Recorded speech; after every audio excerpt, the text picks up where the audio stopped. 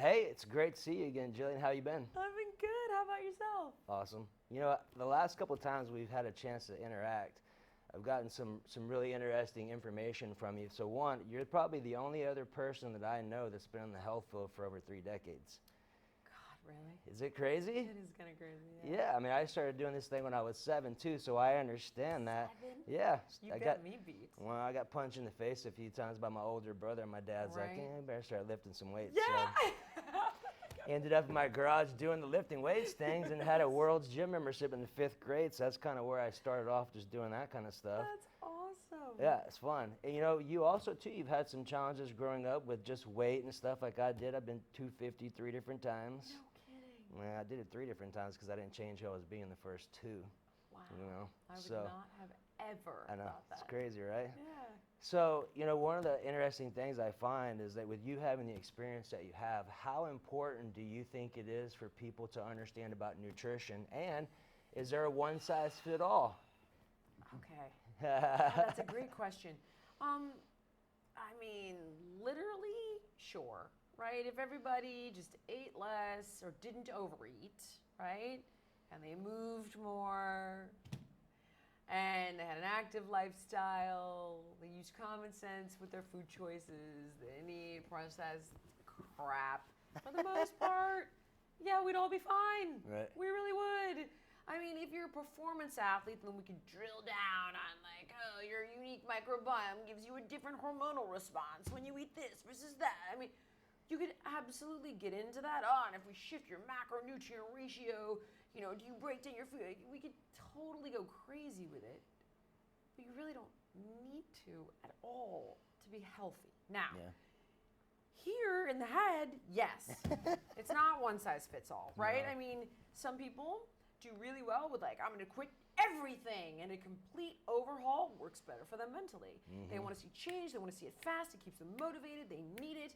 On the other hand, other people are like, oh my God, I feel like the deprivation is killing me. I feel so restricted. I can't stand it. I'm going to freak out. And then in that case, I'm like, okay, so let's take the calories from like 1,400 to 1,800. We're going to do this a little more slowly. You know, I'm a vegan. I love animals. Okay. Right. You know what I mean?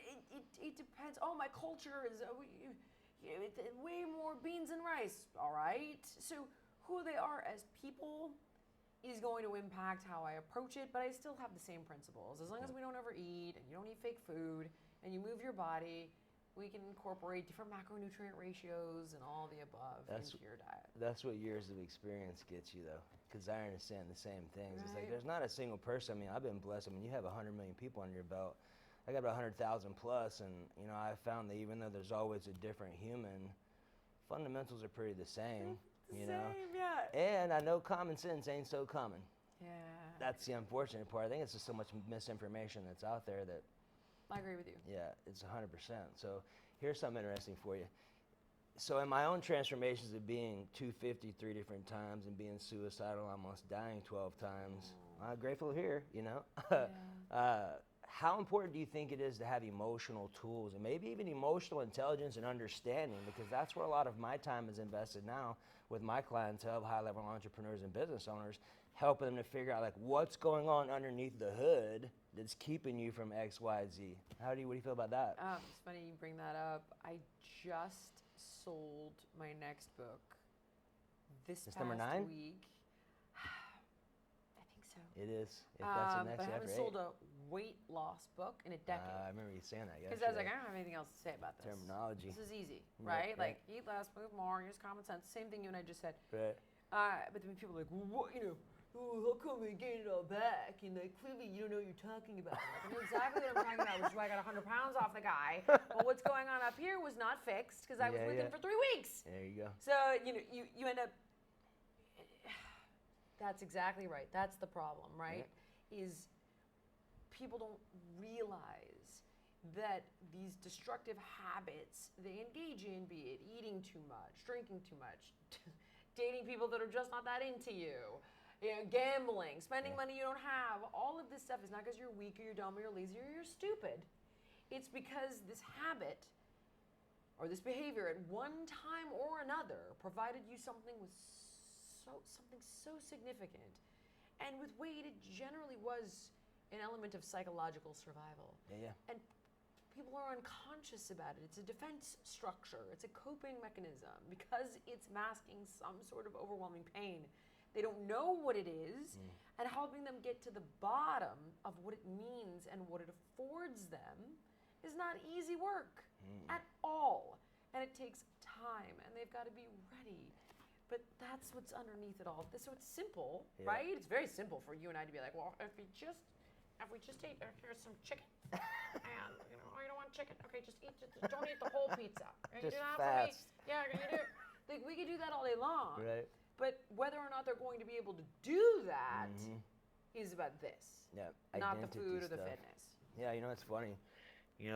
Me being in my own little experience 3 different times, I mean, the biggest part for me was really even being aware that I needed to change who I was being to be able to change what I was seeing permanently. I think a lot of times with just my clientele and yourself as well is that having emotional tools has been absolutely a game changer for me. And this is fascinating. Have you ever gotten into body language? Like itches and scratches or pains or when feet are moving or stutter patterns and stuff like that? No, I haven't, but I do know we're all gonna the guys talk. like Anthony Robbins. I've seen Jade. No, I haven't. I've interviewed a guy who worked with the CIA years ago on my podcast who talked about it a little bit and look up and look down, they're lying. But I didn't really, no, I haven't. Truth, that's your answer. You will love this. So I've got 3 different body language coaches, and one of them is super deep military. Like this guy gets called in to do hostage interrogations and terrorist interrogations and keep presidents from getting assassinated. And then my other coach is a genius. I mean, you looked at this guy, you would never know because he looks like a Yoda. But man, this guy is just, I said, Bob, if I can just be as good as you, he goes, or better. I'm like, all right, I'll take or better.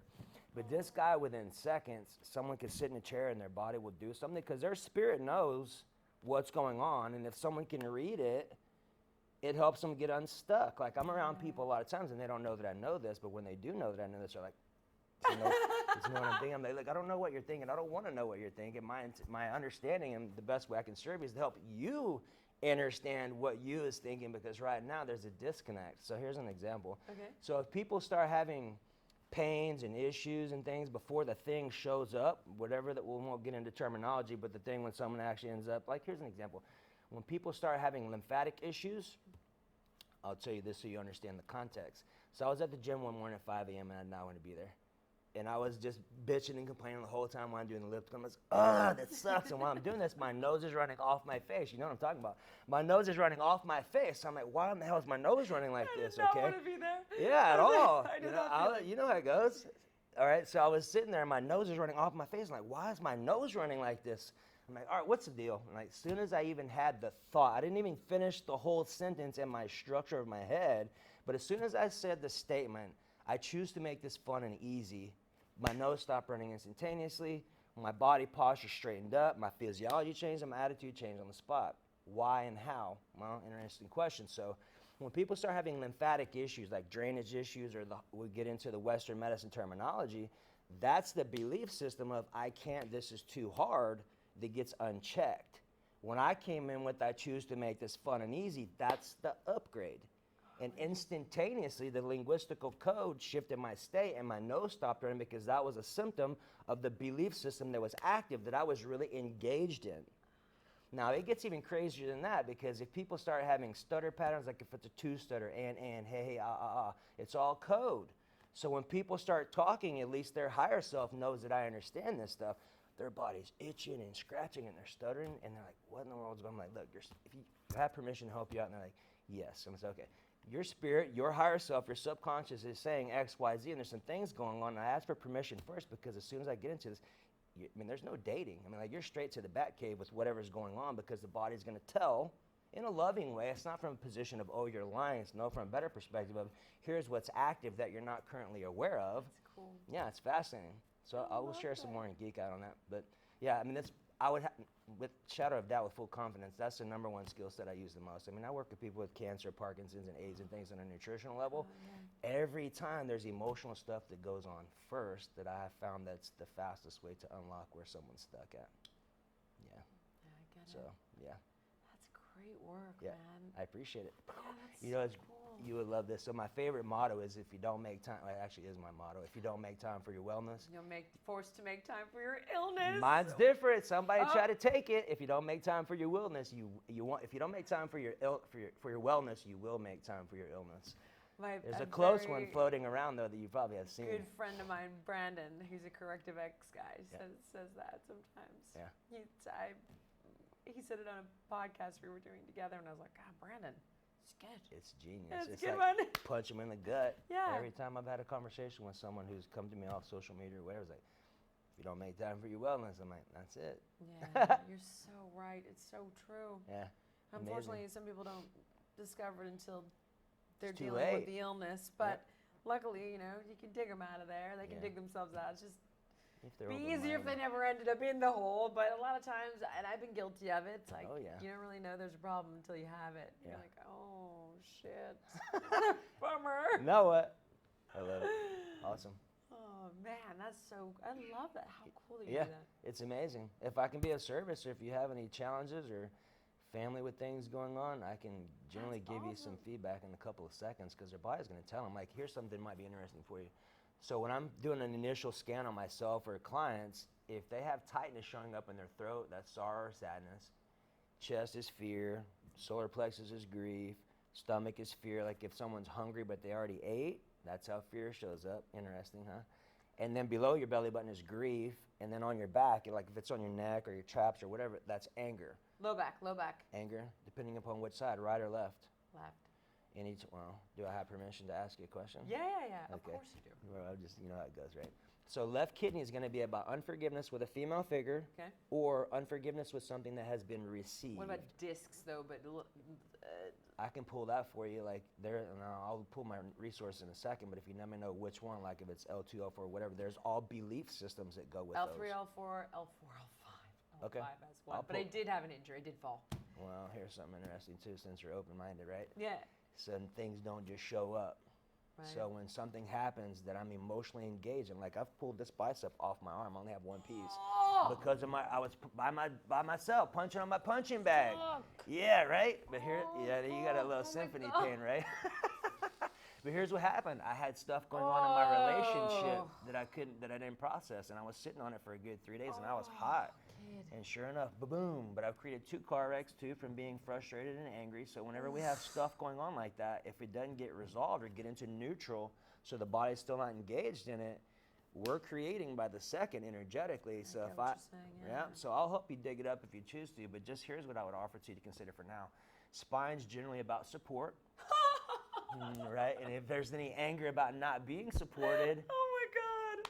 so that's know what you mean. that's Yeah, it'll- you feel like Atlas. yeah, Like the body will show up and it'll give you instant feedback. So now that you're aware of this, when you're walking around the hall of your house and you slam your elbow or your toe, immediately pay attention to what you're thinking about, because it happens that fast. It's that fast. I'm It's going to. fascinating. I'm definitely going to pay attention now. in a I'll different dive way. into it more with you, give you some more insight, but I know Leave a card for me. You being, well, I don't have one, but I'll give you some info. All right, yeah, I'll connect with you. somehow get me some information. Yeah. Where do you live?